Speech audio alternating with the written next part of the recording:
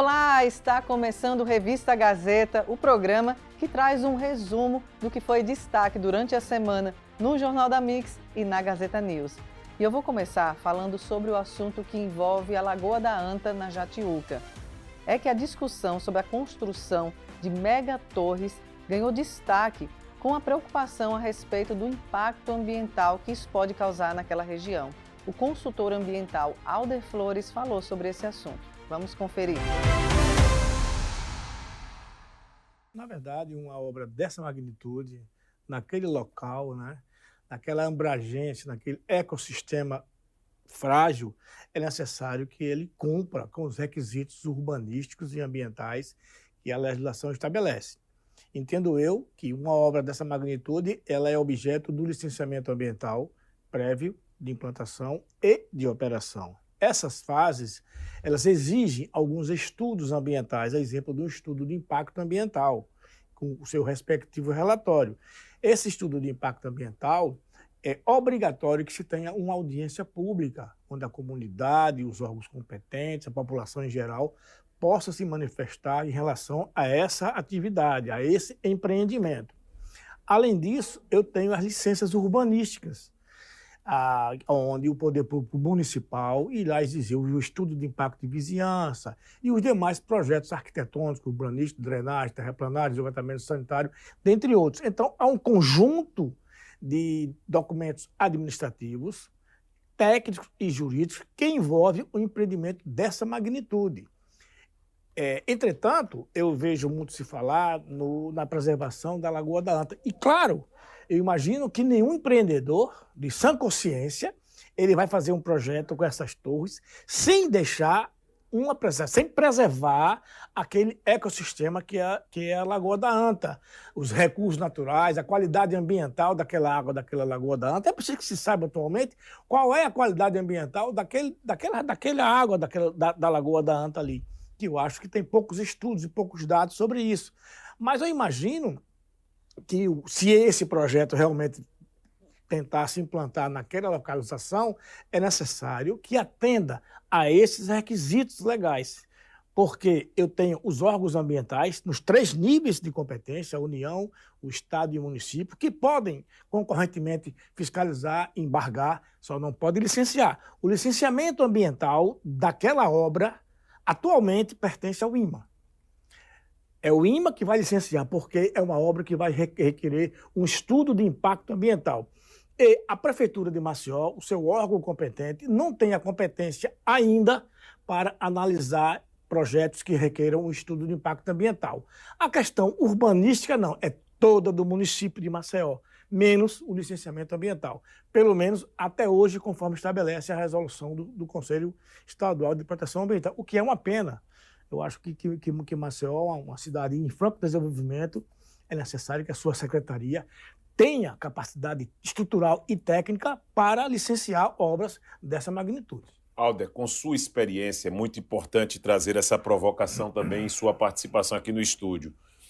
É muito prematuro hoje dizer se é certo ou errado, sem esses estudos, sem essa documentação, sem esse debate, como você está colocando aqui, porque acabamos de ouvir o posicionamento do vice-prefeito de Maceió, aparentemente se mostrando flexível para uma tentativa de negociação para aquele ambiente, como se fosse uma espécie de apego que existisse, muito mais importante do que o debate técnico pela preservação ambiental. Aí a pergunta que eu gostaria de te fazer nesse momento é o seguinte: é muito arriscado falar se é certo ou errado, se vai trazer impactos ou se não vai trazer impactos neste momento, sem os estudos? É sempre você ter pelo menos uma viabilidade, pelo menos um estudo preliminar do que vai ser a futura implantação ou não de um empreendimento dessa magnitude naquele local, naquele ecossistema. Eu acho que é necessário que os estudos preliminares sejam apresentados, sejam discutidos com a equipe técnica, que o Ministério Público Estadual, o Ministério Público Federal tomem conhecimento desses projetos, tá certo? Participem também como órgão fiscalizador da lei dessa apresentação, para que daí então se possa pensar em realizar os estudos complementares, os estudos principais, os estudos, a engenharia, a arquitetura e os projetos de controle e proteção ambiental. Não esquecendo não esquecendo que não se deve imaginar que alguém de sã consciência vai fazer um projeto urbanístico inviabilizando o fluxo daquela Lagoa da Anta ou dando uma condição melhor de sua preservação, de seu controle ambiental. Não sei como é um empreendimento privado, se todo o público vai ter acesso a essa lagoa, porque hoje não tem naquela parte, tem um pedacinho ali de fora. Né? Mas é importante que isso seja também discutido abertamente com todo mundo, com a classe técnica, com a classe política, que se marque audiências públicas na Câmara dos Vereadores, na Câmara dos Deputados, né? na Assembleia Legislativa, na Câmara dos Vereadores de Maceió, para que a coisa seja transparente e os técnicos possam se manifestar com o objetivo de pode, não pode, é cumprir o que a lei determina. Se a lei atualmente, a lei de Maceió, por exemplo, o plano diretor de Maceió, diz que não há impedimento, cumpra-se a lei. Traga os estudos e os projetos dentro do que a lei determina. Se analise à luz da técnica e à luz da lei e emita as autorizações ambientais competentes, ou não se emita, por isso ou por aquilo, desde que justificado tecnicamente. É preciso que as pessoas saiam do achismo e vá para o que a lei determina. Perfeito, né? Esse posicionamento aí, a questão do achismo, que acaba sendo muito importante.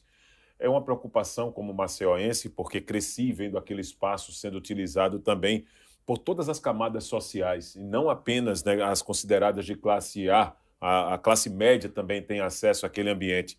E talvez seja essa a grande discussão, a participação desses atores. No momento em que existe, agora entrando também em uma área que você domina, que é a área jurídica, um debate mais que corre em sigilo, em que nem todas as pessoas têm acesso ao teor deste debate. Isso também gera uma preocupação, Alder? O debate a lei determina que haja a publicidade das atividades poluidoras ou potencialmente poluidoras. É por isso que se publica no jornal e no Diário do Município ou do Estado, a empresa tal torna público que requeriu a licença ambiental de implantação do empreendimento tal. É para o público ter a publicidade daquele empreendimento estar se plantando naquele local e aí se manifestar, desde que haja transparência das ações do governo. É preciso que isso seja muito claro para que todo mundo, todo interessado, que não vá para bagunçar, que vá para discutir as questões que são melhores para o nosso município. Há de se entender que é um empreendimento que vai se implantar à beira-mar. Tá? E nós não precisamos falar da beleza, né, cênica que nós temos aqui em Maceió, né, das nossas praias, que é o nosso cartão postal. Então é importante que essas discussões, né, saiam do campo das tratativas comerciais, porque essa situação já veio a público, já tem muita gente comentando sobre esse assunto, e que se começa a se discutir, evidentemente, com os órgãos competentes, tá certo? A possibilidade da implantação do empreendimento vai ser isso, eu vou respeitar isso, arquitetonicamente é isso aqui, urbanisticamente é isso aqui, ambientalmente é isso aqui eu posso, aqui eu não posso. O que é que eu devo fazer com o esgotamento sanitário, com lixo? Aí tem uma série de situações. Eu vou rebaixar o lençol freático? Eu não vou. Eu vou manter a lagoa naquele nível? Eu não vou. Qual é que peixe tem ali? Aí tem uma série de situações que é preciso que seja bem discutido. E eu imagino, claro, que a Prefeitura de Maceió está atenta, eu imagino que está atenta a isso, tá certo? É o poder dever do poder público municipal, é o poder dever público do órgão estadual, é o poder dever do Ministério Público. Não tem o que esconder nada, é uma coisa que tem que ser limpa e tem que ser transparente, para que todo mundo tome conhecimento, ou aprova ou não aprova. Essa é um pouco, né, daquela contribuição que nós estamos dando nos últimos dias a respeito desse assunto que voltou a ganhar força nos bastidores e que, para minha surpresa, né, nesse primeiro dia de atividades no Legislativo, né, o retorno dos vereadores no plenário com a participação do Rogério Costa, ouvindo muitos vereadores, é preciso profundidade nessas discussões também. Sim. Os vereadores têm a obrigação, como representante dos maceioenses, em ter essa condição de sair do lado raso do debate, que é, como cidadão, também uma preocupação que tenho. Ouvi aqui vereadores nessas entrevistas que o Rogério Costa fez, dizendo o seguinte: não tenho muita profundidade sobre o assunto. Tudo bem, é até de se aceitar para esse momento, mas de hoje por diante é preciso ter profundidade sobre esse assunto, ouvir especialistas e buscar, por exemplo, né, mais informações a respeito desse assunto, né? Até porque é o papel representativo dos maceioenses, né? Claro, outrora eu já vi a manifestação do Ministério Público Estadual solicitando essas documentações. vi alguns deputados se manifestando, alguns vereadores. É importante que na hora que se defina a perspectiva da implantação desse projeto, que o poder público, né, e o poder judiciário, tá certo, e o poder legislativo se manifeste querendo entender qual é o projeto e ouvir as manifestações dos arquitetos, dos engenheiros, dos advogados, das pessoas, dos órgãos ambientais como um todo, com o objetivo de constituir uma visão geral para que possa futuramente se manifestar sobre esse ou sobre aquele assunto. Atualmente, o que tem hoje é o achismo. Eu acho aquilo, porque ninguém tem conhecimento específico ainda de nada. Alder, uma última colocação nessa sua participação conosco aqui no estúdio sobre o futuro. O que a gente pode, por exemplo, com essa sua atuação como advogado especialista em direito ambiental, esperar dessas próximas etapas desse debate? O que é que você poderia trazer com essa sua experiência? O que você espera, por exemplo, das próximas etapas deste debate que tem um papel mais imensurável aqui? Não dá para a gente mensurar aqui a capacidade e a importância que esse debate venha trazer para o futuro dos Maciões? Bem, eu acho o seguinte, eu acho que uma lei determina isso, que na medida que for amadurecendo essa prospecção da implantação desse empreendimento, os documentos jurídicos técnicos vão aparecendo, o poder público vai ter que tomar conhecimento desse assunto, os órgãos ambientais vão ter que tomar conhecimento e os políticos vão exigir que haja a transparência dessa situação como um todo, através de 1, 2, 3, 4, 10 audiências públicas, quando seja necessário, para que a população como um todo e o próprio legislativo tome conhecimento do que é essa obra. No meu entendimento, eu acho que nenhum técnico, nenhum empreendedor de sã consciência, ele iria ali tomar alguma atitude que só fosse para intervir no raio de interferência direta da Lagoa da Anta. Isso eu tenho a plena convicção que ele não irá fazer, porque aí, de certa forma, não será aprovado de jeito algum. Ah, com certeza. Também penso dessa mesma forma. Espero que não também. E esse assunto do entorno da Lagoa da Anta também foi destaque na Câmara de Maceió. O vereador Alan Pierre, que é especialista em direito público, falou o que isso pode causar para a cidade e também quais as medidas que podem ser tomadas para aliar o desenvolvimento com a preservação ambiental. Vamos conferir. Quero agradecer aqui a Gazeta News, um programa assim, aberto à sociedade maceuense, aos alagoanos.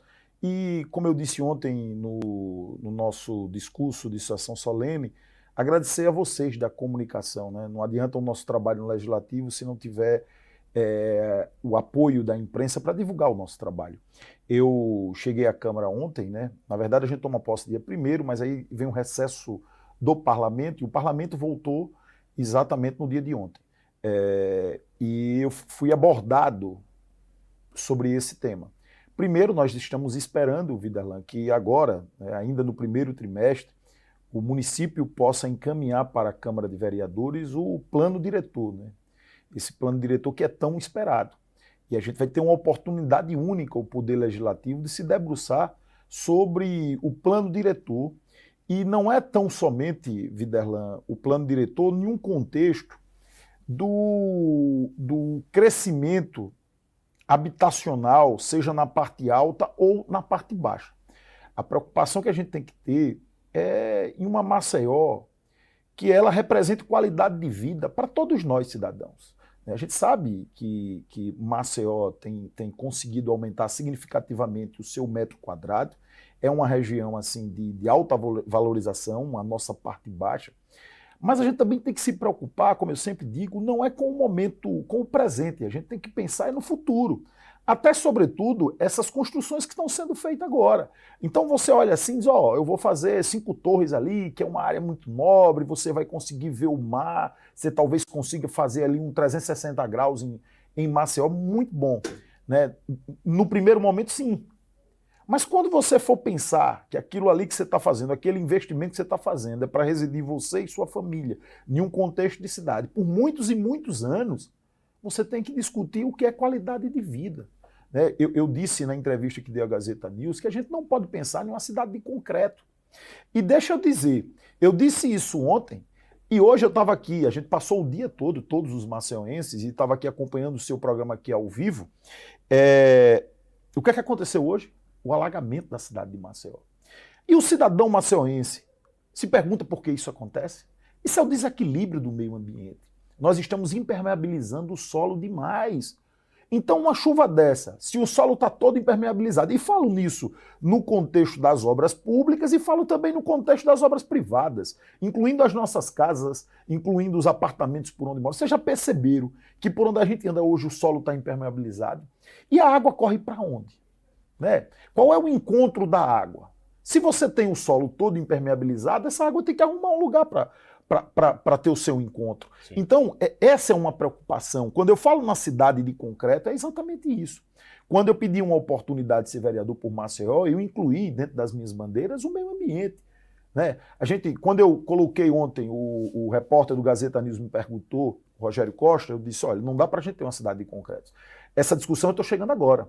Mas eu vou propor em requerimento ao município de Maceió, ao executivo, ao prefeito de Maceió, que em caso de findar as atividades do hotel que ali funciona há décadas e décadas, já que ali a gente já tem a nossa lagoa da Anta preservada, ali você fez um passeio que interliga para Cruz das Almas e Jacarecica, você precisa transformar aquilo ali em um grande parque verde, um parque-mar, e isso já está provado que funciona. Você vê o Marco dos Corais, o quanto de turista e quanto cidadão maceiense utiliza. E se você analisar direito, nós precisamos disso, porque o que é que nós temos de novo no sentido de parque? Nós temos ainda, Videlano, o Parque Municipal de Maceió. Então, quando você pensa nisso, você tem que pensar no ar que nós respiramos, isso aqui não é utopia. Você tem que pensar no trajeto natural do meio ambiente, a gente respeitar o meio ambiente. A gente sabe que, e também pesar qual é o impacto disso econômico, o impacto na qualidade de vida e o que é que ganha o maceiense. Eu vou construir 5 torres ali, tá? Qual é o efeito econômico para a nossa cidade? Qual é o efeito da mobilidade urbana e qual é o efeito que aquilo tem para o meio ambiente? A gente precisa mais de espaços de convivência, a gente precisa preservar a natureza. Eu quero te dizer que, independente do plano diretor, e tenho certeza que os outros colegas no parlamento vão ter essa oportunidade também de propor e debater, vamos se debruçar sobre essa grande discussão imobiliária. Né? A gente sabe que tem que haver, eu sou advogado, o direito... É livre o direito comercial, o direito empresarial, o direito negocial, mas há um princípio que é básico. O interesse público, o interesse da sociedade, ele sobrepõe ao interesse individual. O que é que eu quero te dizer? Eu quero te dizer que se na tua casa, no teu comércio, for identificado que ali é necessário construir uma escola pública, um parque municipal, um posto de saúde, a tua casa, o Estado vai indenizar, mas ela vai servir à sociedade. Então, o que é que eu quero dizer com isso? Que essa relação privada ela não pode sobrepor ao interesse de mais de 1 milhão de habitantes que precisa discutir hoje uma cidade melhor, com qualidade de vida, porque se você não discutir e não implementar hoje, você não vai poder pensar no futuro, Videlano. E há uma preocupação, vereador Alan Pierre, sobre essa questão do avanço mesmo da construção civil, que não é a situação apenas em Maceió, mas em todas as regiões litorâneas em que em capitais já se tem pouco espaço, mas aqui em Maceió precisamos falar da nossa realidade. Há alguns anos, nós não conseguíamos ver prédios tão altos como já começam a aparecer aqui também. E isso, claro, muda as características também para quem fica na parte de trás, ou seja, para quem fica realmente em áreas mais afastadas do mar. Essa situação também, nas questões ambientais, é uma questão que preocupa o vereador? Claro, preocupa sim, em todo o contexto.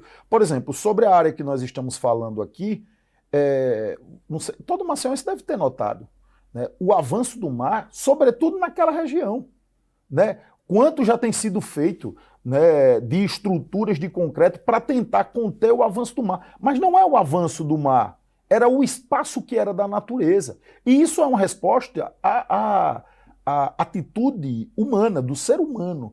Então, qual é a minha preocupação, Delan? Eu sei que assim a gente precisa continuar, que Maceió continua a se desenvolver, mas o meu ponto de equilíbrio é que o desenvolvimento ele deve vir acompanhado de um contexto. né? Você não pode ter uma cidade, um arranha-céu, você não pode ter uma cidade aí com prédios gigantescos, você não pode ter uma cidade em plena expansão imobiliária sem pensar, sobretudo, que nessa expansão imobiliária você vai colocar famílias ali. Qual é a qualidade de vida que você está tendo, a previsibilidade enquanto gestão pública, enquanto Câmara de Vereadores, prevendo para os seus cidadãos? Porque a gente sabe que a atividade privada, a atividade comercial, ela pensa no negócio, ela pensa em faturar e, bem verdade, isso não é nada de ilegal, isso é correto. Enquanto do outro lado, nós que somos agentes públicos, né, responsáveis pelos destinos da nossa cidade, aí sim nós temos que pensar, e a sociedade nos elege para isso, seja executivo ou legislativo, como é fazer esse equilíbrio, uma cidade que se desenvolva, seja na parte alta ou na parte baixa, na litorânea, mas acompanhado da qualidade de vida. A gente já tem problema de mobilidade urbana. E toda vez que a gente chega nessa discussão, Viderlano, o que é que acontece? Ah, mas isso também acontece nas grandes cidades. Não, eu não quero saber das grandes cidades. Eu quero saber da cidade que eu vivo. Então, essa é a discussão que nós precisamos ter. E eu acho que o parlamento, eu tenho certeza que o parlamento é a casa das leis, é o poder mais representativo. Ele sim, nesse contexto, a gente pode, através de leis, requerimentos, indicações, propor legislações que possam ser legislações obrigacionais, para evitar que a gente tenha, em um futuro, uma cidade totalmente impermeabilizada. Perfeito. Esse é o vereador Alain Pierre trazendo o ponto de vista dele nesses primeiros dias, né, de atuação como parlamentar, como vereador por Maceió, né, já que iniciamos, né, esse processo de acompanhamento também das atividades parlamentares direto do plenário da Câmara de Vereadores. Agora, vereador, estamos falando também de alternativas. Qual seria, em seu ponto de vista, a alternativa? Todos nós sabemos que Maceió ela ficou mais estreita, apertou, principalmente com a questão do afundamento do solo, em que várias famílias deixaram pelo menos 5 bairros aqui da nossa capital. E agora, com essa discussão em que existe possibilidade, negociações sendo feitas para a construção de 5 megatorres nessa área que hoje é uma área ocupada pelo Hotel Jatiuca, que já foi cedida pela Prefeitura de Maceió em 1979.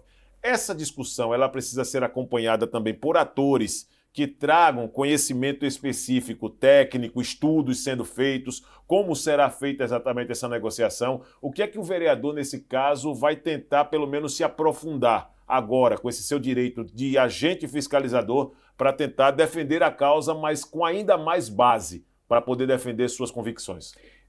Eu vejo que inicialmente, até por ser vereador, a gente não tem um conhecimento técnico de tudo, né? Claro. Eu sempre até brinco com as pessoas, a gente precisa ser alimentado.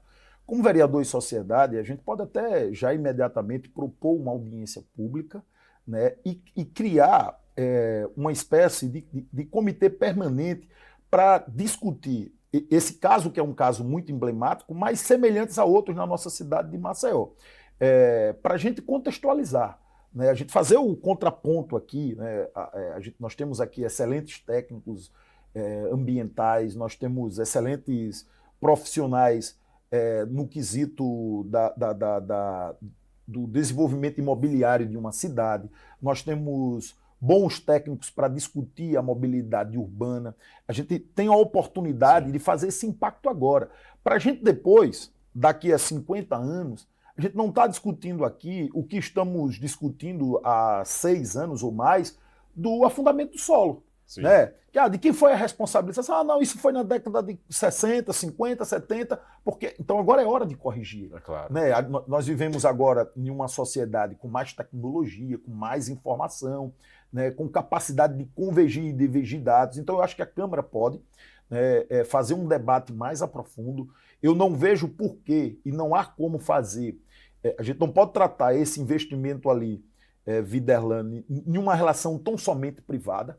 Ela afeta para o bom ou para o ruim a cidade de Maceió. Então o poder público ele tem que estar presente, a Câmara tem que estar presente. Ali não é uma simples operação imobiliária, não é uma simples incorporação.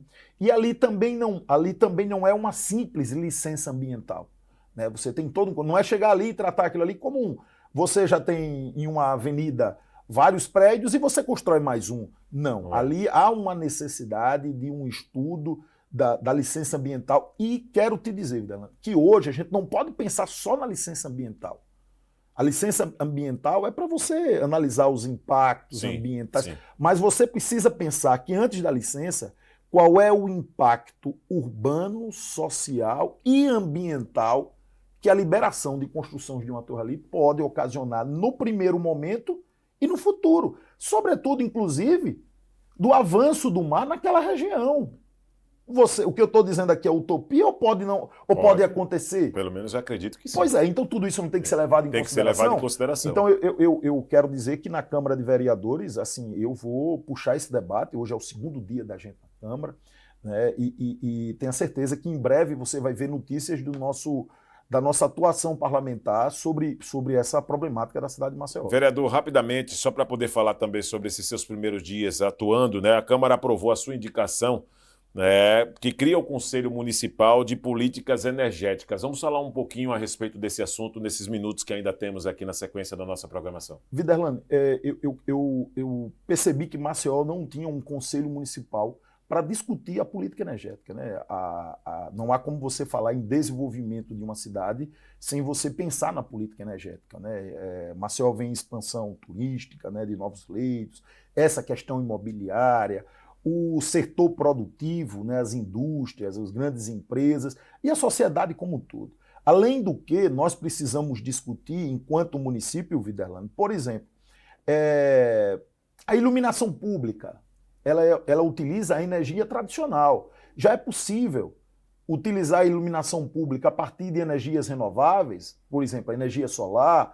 Os prédios municipais, escolas, unidades de saúde, os órgãos do município já pratica a energia solar. Então, eu fiz a indicação, com base na lei delegada que o Executivo tem durante 90 dias, para que o Executivo crie o Conselho Municipal de Política Energética, que é formado por membros do Executivo, Legislativo, CREA, Federação da Indústria, Associação Comercial, Universidade Pública e Privada, todo o setor produtivo, a sociedade civil organizada e o poder público vai ter um conselho para discutir a política energética, que não é só a energia que a gente já está acostumado, são as renováveis, é o gás natural, tudo isso, porque a gente não pode pensar em uma capital em plena expansão sem pensar na política energética. Vereador,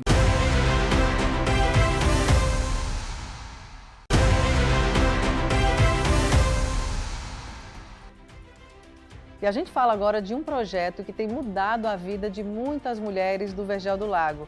Eu estou falando do Mulher Empreende, que tem o apoio da Braskem e faz um trabalho muito importante naquela região. Vamos saber mais sobre isso? Essa é uma parceria, mais uma das parcerias com o Manda Ver, dessa vez também com o Banco Laguna, né, que é outra iniciativa muito interessante. É um programa de capacitação de mulheres, né, mulheres que empreendem, com microcrédito. Elas têm acesso ao microcrédito, foram 127 mulheres, cerca de metade delas receberam microcrédito, mas o que eu acho mais importante não é nem o crédito, né, é a capacitação que elas recebem para melhorar os seus negócios, né? Você tem uma capacitação de marketing, contábil, de gestão empresarial. E mais importante ainda são as visitas dos monitores, né, dos consultores mensais, porque faz toda a diferença a pessoa ir no local onde a pessoa está empreendendo, né? Porque a parte teórica, às vezes você recebe o professor, o consultor, ele tenta dar o melhor, mas ele não consegue ver em loco os negócios que estão sendo realizados ali. E essa visita em loco, ela possibilita realmente uma consultoria customizada, personalizada, que permite, aí sim, que as mulheres consigam desenvolver os seus negócios. Primeiro então, que sejam identificadas. Né? Exatamente. Aí você identifica. E assim, a gente sabe que o empreendedorismo hoje é quase que uma vocação do brasileiro, né? Empreender, eu acho que está na alma do brasileiro, né? O brasileiro, por ousadia, por iniciativa própria, ele empreende. E as mulheres já estão no mercado de trabalho, já fazem parte hoje praticamente do comando dos lares brasileiros, né? Elas provêm esses lares e nesse projeto a gente consegue fazer com que essas capacitações, né, esse crédito, permitam que elas avancem muito. Né? E, evidentemente, contar com o Instituto Manda Ver, que tem uma gestão de excelência, né, no acompanhamento, é muito importante. É uma parceria que a gente já desenvolve há anos, né, com vários outros projetos, né, projetos importantes de reforma de casa, enfim, vários outros projetos. E com as mulheres a gente vê um resultado ali em loco, né? Situações de comércio relacionadas a hortifruti, a moda, enfim, a artesanato. Então, assim, são várias as iniciativas exitosas, importantes e que fazem realmente uma transformação para aquelas mulheres e para aquela região. Agora, Lisane, é claro, você conhece aquela região mais do que todo mundo, melhor que todos nós. As mulheres já mandam ver lá há muito tempo para sobreviver, né? O que é que essa ajuda pode transformar o perfil também socioeconômico daquela área? Já é um grande desafio, o território por si só. Quem conhece o Vergel do Lago na sua longa trajetória de desafios socioeconômicos e vulnerabilidades, mas nós observamos alguns anos atrás, com algumas pesquisas dentro do território, que 73% das mulheres do território são as chefes de família, né, responsáveis pelo sustento, como o doutor Milton colocou aqui para nós. E, ao desenhar esse programa, ele já vai para uma segunda etapa, acelerando mais mulheres. Então, essa primeira etapa se concluiu aí com mais de 100 mulheres. Vamos acelerar mais outras mulheres nesse conhecimento, nesse aporte financeiro. É a gente perceber o talento dessas mulheres para o empreendedorismo.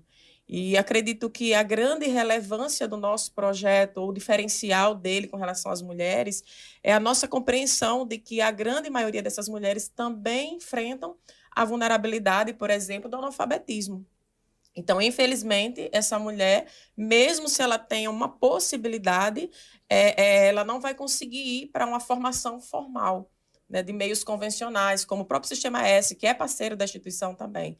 Então, com o apoio da Braskem dentro desse projeto, nós criamos, idealizamos esse projeto Mulher Empreende em cooperação junto com a Braskem, pensando nessa mulher que tem essa necessidade de gerar renda, mas que tem essa vulnerabilidade, não só do analfabetismo, mas que muitas vezes está acompanhada de uma criança na primeira infância. Então, Lisane, não necessariamente a mulher já precisa ter um negócio estabelecido. Só basta ter a vontade de empreender, é isso? Nós recebemos os dois tipos de público. Aquela mulher que já faz alguma atividade econômica, faz unha, já vende uma roupa, e aquela mulher que deseja, mas ela não tem muita noção de por onde começar. Então, iniciamos com princípios básicos, identificando para ela as possibilidades de nicho que ela pode atuar, seja com comércio, com serviços. E, paralelo ao programa Mulher Empreende, nós conseguimos também colocar pequenas formações práticas, como formação de culinária, a formação que foi o projeto Mãos à Obras, que realizamos ano passado também, que foi um projeto com foco em pequenas reformas e pinturas, e que, para nossa surpresa, mais de 90% do público eram mulheres, que começaram a reformar suas próprias moradias e também começaram a prestar pequenos serviços ali no meio da comunidade. É o vergel delas, literalmente, né? Agora, do ponto de vista de capacitação, claro que um próximo passo pode ser a formalização. Se isso ocorre, elas também vão entrar num amparo, né, de seguridade social que o Brasil já oferece. Essa é uma perspectiva real, então. É uma realidade. Dentro do processo de formação, essa mulher também, junto com a equipe, não só dos tutores, mas essa equipe psicossocial, que o doutor falou que é importantíssimo para acompanhar os processos de vulnerabilidade, essa mulher recebe informações sobre direitos básicos, desde aquele direito, por exemplo, no contexto familiar, dos benefícios sociais que elas podem acessar, aos direitos como empreendedora, que no caso do Brasil, o MEI seria o mais adequado. Então, elas recebem toda a orientação. Em algumas ocasiões, o SEBRAE já esteve junto conosco para explicar esse detalhamento, como funciona, e essa mulher poder entender quais seriam os próximos passos de garantir não só os seus direitos, mas da abertura de novas possibilidades. E o reflexo disso não se dá só nos negócios, né? Sim. O reflexo disso se dá no lar também, né? Quer dizer, a gestão de casa, ela se transforma também com essa presença, com essa capacitação, com essas possibilidades. Então, você tem uma dupla transformação dentro do lar, né, que passa a ser melhor gerido, né, melhor trabalhado, e, evidentemente, que a busca da sustentabilidade, né, da formalização e da capacitação. Eu gostaria de trazer aqui os números, porque em 14 meses o projeto capacitou 126 mulheres, disponibilizando R$69 mil em microcrédito. E destas, 66 participantes foram beneficiadas diretamente com o apoio financeiro para o início da expansão de seus negócios. Para 2025, quais são as metas e as perspectivas? 2025, 2026, já está tudo lastreado, né? Nós vamos atingir mais 90 mulheres, né, com o programa na parte formativa e proporcionando a cerca de 50% dessas mulheres também o acesso ao crédito, né? Acho que só colocando um ponto de observação, é um microcrédito de forma não convencional, né, diferente dos bancos tradicionais. A ideia não é que a gente sobrecarregue essa mulher com endividamento, muito pelo contrário, que a gente faça o processo de educação financeira junto com essas mulheres, e aquela mulher que ela quer começar o negócio ou melhorar a sua atividade econômica e ela não vai conseguir por meios convencionais acesso a nenhum recurso, o Instituto faz a concessão por intermédio do Banco Laguna, que é outro projeto do Instituto apoiado pela Braskem, e através desse microcrédito a gente pode acompanhar não só tecnicamente, mas socialmente o desenvolvimento dessa mulher para entender quais são os cenários de desafio e os cenários de oportunidade também. Mas é importante o Banco Laguna, ele é interessante, é outra iniciativa muito interessante, conjunta aqui, porque é uma experiência que nasce na Índia, né? A experiência do microcrédito na Índia. Ele tem quase uma moeda própria, né? E isso permite taxas de juros muito menores, evita o endividamento, você faz com que essa moeda circule no comércio local, então ela também gera ali todo um aquecimento da economia local, né? Uma relação de troca entre as mulheres e esses estabelecimentos, bacana, enfim, você cria um ecossistema que vai se fortalecendo aos poucos, né? E esse é o papel que a gente acha muito interessante, evidentemente que é uma parceria que sem o Instituto a gente não conseguiria fazer, pela inserção que ele tem, pela liderança da Lisânia, entendeu? A gente tem, na coordenação do projeto, a Lorena... Ele trabalha nessa frente. Eu acho que um grande diferencial também, junto com o Banco Laguna, é que a gente trabalha a economia circular. Então, como a gente está à margem da lagoa, tem essa preocupação com a questão ambiental. Então, atualmente, são cerca de mais de 100 toneladas por semestre retiradas de resíduo, que se transforma também num subproduto, alavancando a renda das mulheres em 3.000%. Eu passei ontem lá no Vergel e vi os big bags, né? Vi os sacos carregados de casca de sururu, né? Para que você consiga transformar isso num resíduo reutilizável, né? E não sobrecarregue os centros de triagem de lixo da capital. Então, é todo um ecossistema importantíssimo, né? Eu acho que, dentre os projetos, inclusive no Brasil, ele é um dos projetos assim, que prima pela excelência, por essa circularidade, por essa visão que privilegia a mulher. Os dados daqui dos Vergel são muito claros, são 78%? 73% das mulheres que são donas de casa e que são gestoras do lar, né, que são as responsáveis pelo sustento dessas famílias. Então, é uma parceria muito exitosa, a gente fica sempre muito feliz, porque ela realmente, a gente vê a transformação. Fica a ideia aí da gente fazer um programa lá, né? Conhecendo as personagens de perto e, obviamente, transmitindo ao vivo para que todos possam interagir também com elas. Tem vários exemplos, né? Maravilhosos. Gostaria de... Pode finalizar. Temos cases assim, incríveis, inclusive, dentro do programa Mulher Empreende. Um dos principais cases que nós temos é uma mãe de 2 crianças atípicas que teve a oportunidade de fazer o curso não só na companhia dessas crianças, mas a criança ainda no aleitamento materno. E hoje, essa mulher, além de aprender uma profissão que paga o tratamento dos filhos, ela passou a ser uma mulher que está reproduzindo esse conhecimento, não só para outras mulheres dentro do próprio Instituto Manda Ver, mas está sendo convidada por outros institutos dentro do ecossistema do Vergel a difundir esse conhecimento a outras mulheres, porque ela consegue fazer o crochê de malha enquanto o filho está dentro de uma terapia.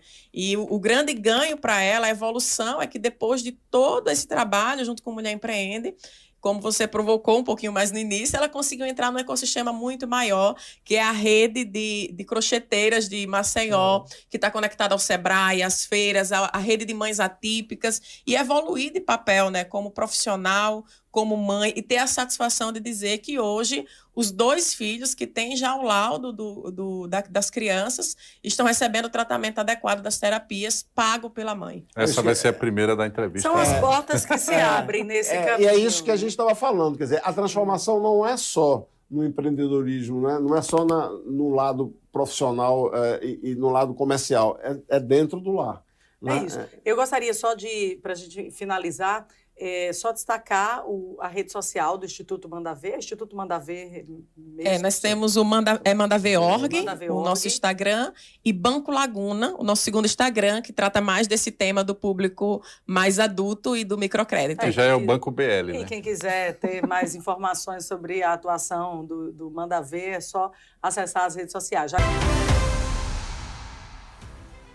E agora um assunto que pesa no bolso de muita gente, que são dívidas. É que uma pesquisa da FEComércio aponta que o endividamento cresceu no final do ano passado, mas em contrapartida, a inadimplência caiu. O economista Diego Farias fala sobre isso. Vamos assistir. Primeiro, a gente tem que saber uma diferença. O que é inadimplência e o que é o endividamento. O endividamento é uma coisa mais natural, saudável. Tirando o Marcos, compra tudo à vista, né? Nós, seres humanos normais, a gente compra nosso carro financiado, a gente compra nossa casa financiada. Ou seja, isso é um endividamento. A inadimplência acontece quando a gente deixa de pagar essas parcelas. Por exemplo, até uma compra de uma geladeira, você está se endividando. No rol das estatísticas, você está endividado, porque você comprou por um crédito, ou num crediário, ou através de um cartão de crédito. E o que acontece? É uma coisa natural. Não é natural quando você começa a inadimplência.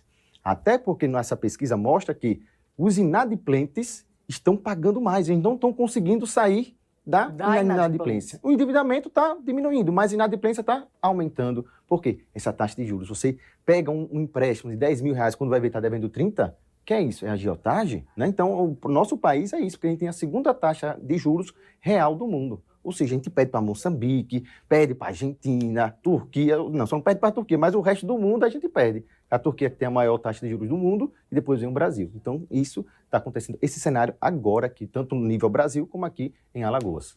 Agora, um detalhe, né, Diego? As pessoas são induzidas ao consumo, principalmente porque esse cenário positivo, né, que vai se criando, geração de emprego, o cara estava sem trabalhar, fora aí do circuito de compras, aí 3 meses depois ele está trabalhando, vai numa loja, a loja vai e oferece um cartão da loja, mas que também tem a possibilidade de fazer um empréstimo. Então, aquele sonho antigo, aquela reforma que não saiu, ele vai lá e cede à tentação. Então, quer dizer, consome mais, fica endividado também com esses empréstimos. É isso que está pegando?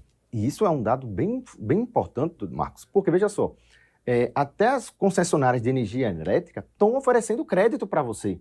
Né? Até planos de saúde e as seguradoras estão oferecendo crédito, que todo mundo quer oferecer crédito. É igual, fazer uma analogia com farmácia. A farmácia não vende só mais remédio, ela tem uma boutique ali por trás de outras coisas. E essa instituição, vendo que o dinheiro está cada vez mais caro, vamos vender o quê? Dinheiro, vamos vender crédito. Você é cada vez mais estimulado. Você vai no banco, você vai em qualquer canto financeira, eu vi até placazinha, né? Passe no cartão de crédito e divide em tantas vezes. Eu digo, poxa, até as pessoas estão querendo nisso daí, porque o dinheiro hoje está caro, né? Ou seja, crédito. E o nosso consumo, nossa economia é totalmente baseada no consumo. Tem até aquele meme famoso, né? Aquele carnezinho gostoso, né? Ou seja, que é a dona das Casas Bahias, né? A dona da casa, a dona Luísa, Magazine Luiza, que ela falou, né? Ou seja, ela falou justamente isso e pegou realmente. A gente tem essa cultura de parcelar o máximo possível. É normal parcelar, desde que não tenha juros. Mas quando você faz aquele parcelamento de um carro que não se valoriza, por exemplo, você paga 2 carros no valor de um financiamento. Do imóvel, você paga até 3, mas é em 30 anos, e esse imóvel se valoriza, né? Ou seja,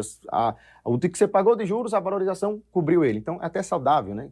Fazer essa questão do endividamento. Mas, respondendo a sua pergunta de maneira objetiva, sim, a gente está cada vez mais impulsionado a querer adquirir empréstimos, né? Diego, vamos falar sobre o perfil dessas famílias que mais se endividaram, as famílias que ganham mais, as que ganham menos, quem foi que reduziu o endividamento e reduziu a inadimplência, quem começou a se endividar mais? Vamos lá. Primeiro, existe um mito. Só está endividado quem é da baixa renda. Não, a gente tem. Quanto maior o consumo, maior a renda, mais você quer gastar. É um trade-off que você não consegue, é um patamar de vida. Quando, por exemplo, o Marcos troca de carro, o IPVA dele fica mais caro, ou seja, o seguro fica mais caro, ele sobe um padrão de vida que o seu consumo sobe muito mais do que esse padrão, ou seja, ele começa mais a se endividar do que aquela pessoa que permaneceu. Então, tem esse mito de dizer que tem uma maior renda não está endividado. Pelo contrário, lá que está o problema maior. Se a gente pegar aqui em termos percentuais de relação à dívida e o principal, a inadimplência é na maior base naquele topozinho da pirâmide da gente, da renda social, que está o maior perigo dos bancos. Porque a baixa renda não, o que a gente tem um estudo que quem está na baixa renda, que tem mais controle é sobre o seu nome. É um nome, ele tem algo assim, você pode ver. E os bancos gostam disso. Não é à toa que o Nubank foi o banco que deu o maior lucro em percentual de todo o sistema bancário. Porque ele está começando a fazer o quê? Microcréditos. Aquele R$1.000 aqui, R$200 ali. E sabe, uma pessoa, poxa, não vou me queimar meu nome por R$200. Agora uma pessoa que deve aí 100 mil, 200 mil, vou deixar para lá, daqui a 5 anos eu tento renegociar com o banco.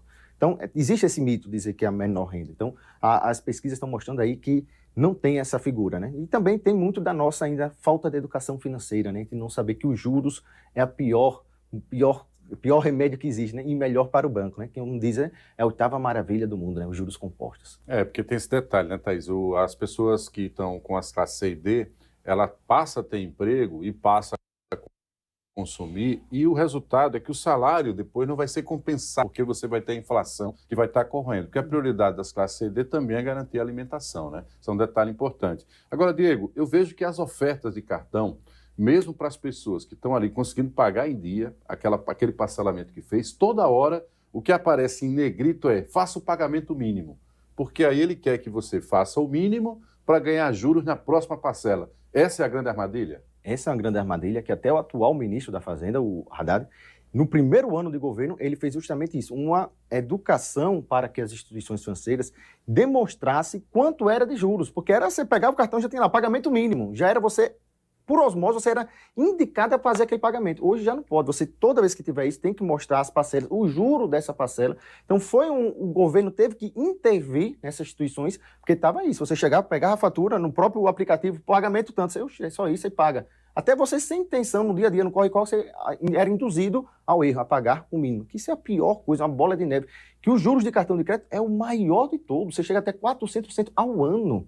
Aí, ou seja, tem um projeto de lei que está tentando limitar a 100%, que eu acho até razoável, né? Que o pessoal está dizendo, não vai intervir na economia, eu digo 100% ao ano, o que é isso? Nem droga tem esse rendimento. Então, os bancos, as operadoras de cartão de crédito, têm essa margem de lucro gigantesca em relacionado aos juros, né?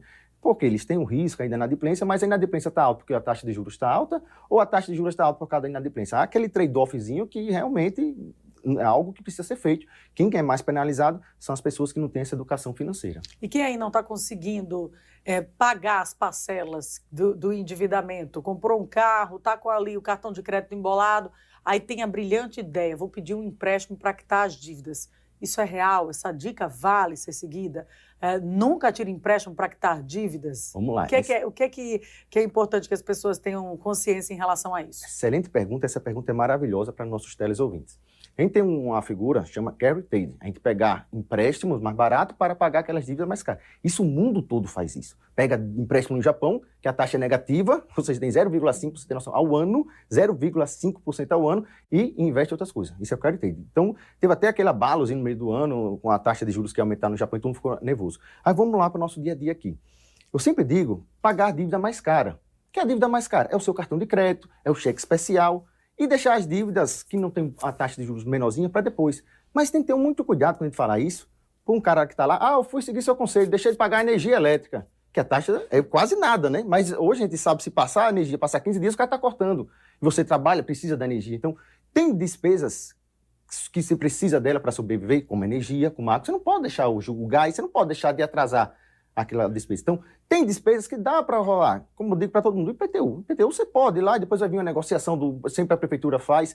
Não é até legal falar isso aqui, mas você paga lá e faz. Mas deixar de pagar cartão de crédito e cheque especial, aí você entra numa bola de neve que não sai mais. E também você não pode deixar suas despesas que têm uma taxa de juros tão pequena que você pode ver atrasar a sua conta de água, de energia, você pode ver a taxa de juros tão isso, a taxa de juros, né? Tão pequenininha, porque o valor é pequeno. E essas não são oferecidas para ganhar dinheiro em cima da sua inadimplência, né? Então, não deixar nunca de deixar pagar suas despesas essenciais e as despesas de cartão de crédito e cheque especial, que cheque especial não deveria nem existir. São poucos países que existe a figura de cheque especial e um deles é o Brasil. Infelizmente, né? E é isso, Thaís. pessoas que aparentemente você está bem quando você compra, né? Porque o próprio governo existe essa ideia de que a realidade da economia que está bem é aquela que fomenta mais aumento de consumo. É por isso que até as lojas de departamento estão transformando seus cartões, que antigamente eram só para os seus produtos, também em cartão de crédito. Então, cuidado com essas alertas aí que eles ficam ofertando nessa venda diária, porque está todo mundo ganhando em cima dos juros de um modo geral, né? E assim, quando os bancos digitais, eu ainda gostaria de falar isso aqui, tem muita oferta, né? Oferta, e eles sempre antes de conceder qualquer empréstimo, qualquer crédito, eles perguntam para que você quer esse dinheiro. Então, ao mesmo tempo, né, Diego, que os bancos têm ali uma oferta de crédito mais acessível para as pessoas, mais fácil de ser concedida, existe também essa pesquisa que é feita de imediato, para saber como é que é o seu comportamento de consumo. Isso é perfeito, porque até semana passada, um banco desse, não lembro qual foi o digital, se você mandar um Pix para uma casa de aposta, ele diz, tem certeza que você quer enviar para a casa de aposta? Tem uma caixinha aqui esperando esse dinheiro que vai render tanto ao ano. Porque eu sempre digo, a taxa de juros está alta, tá? Então, para você não lutar contra o sistema, entre no sistema, vire rentista. Você está ali, você vai ganhar 13,5% ao ano sem fazer nada. Você está com 100 mil reais, aí você vai ganhar 13.500 reais ao ano sem fazer absolutamente nada. Isso com 100 mil, se você botar 1 milhão, 10 milhões, ou seja, a pessoa deixa de investir do lado real na economia para virar o quê? Rentista, porque a taxa de juros está alta. Então, qualquer dinheirinho que você tiver, coloque na renda fixa do seu banco. Qualquer banco que você tiver vai ter lá, aplicação em renda fixa. Ou seja, você pode investir, que hoje é o melhor investimento do mundo.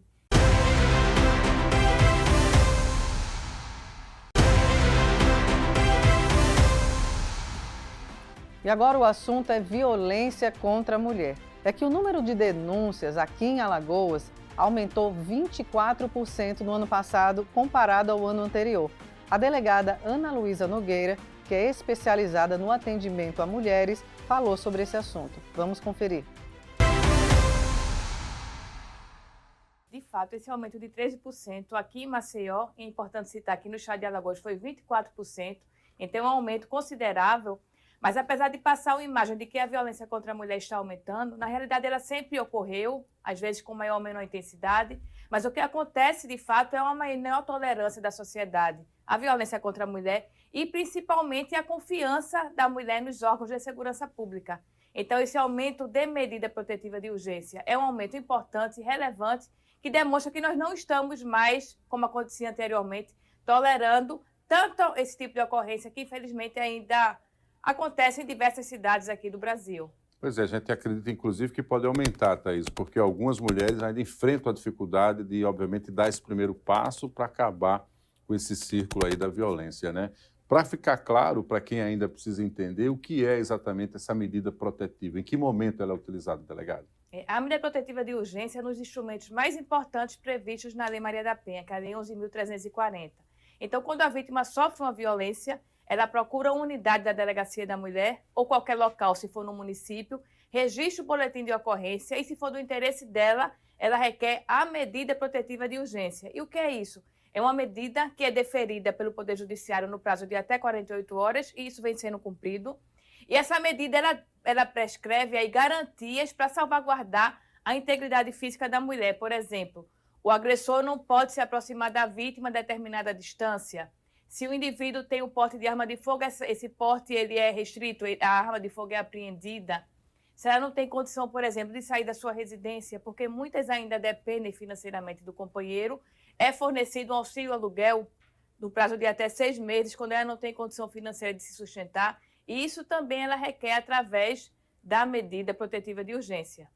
É claro que a medida, que muita gente diz, mas ela não salvaguarda 100%. Claro que não, porque não tem como haver um policial 24 horas acompanhando todas as vítimas, que nós vemos que são muitas. Porém, ela ajuda, sim, a garantir a integridade física daquela mulher, especialmente porque a polícia, a partir daí, já vai tomar conhecimento de que aquela vítima sofreu uma violência doméstica. O que se observava muito eram mulheres que tinham uma certa coragem no ímpeto ali do medo, da insegurança de sofrer uma violência dentro de casa, procurar a polícia, registrar o boletim de ocorrência e depois voltar para retirar a queixa.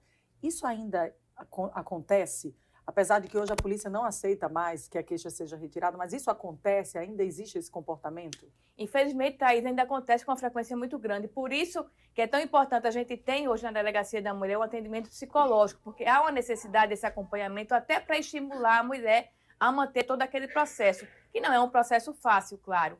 Às vezes, entre a ida de uma sala da escrivã para a sala da delegada, apenas aquele percurso, muitas das vítimas já desistiam. Mas a queixa, uma vez registrada, não há como retirar? Não há. Hoje, houve alterações da Lei Maria da Penha e do Código Penal, então se houver uma violência física, a partir do momento que foi feito o registro, não tem mais como voltar atrás. E também houve uma edição no ano passado do pacote antifeminicídio e o crime de ameaça, que também caberia uma desistência, hoje não cabe mais, porque a compreensão é de que é uma violência tão grande que a punição do agressor não interessa não apenas àquela vítima, mas à sociedade toda. Então, se foi feito aquele registro, ele tem que seguir adiante e não pode haver desistência.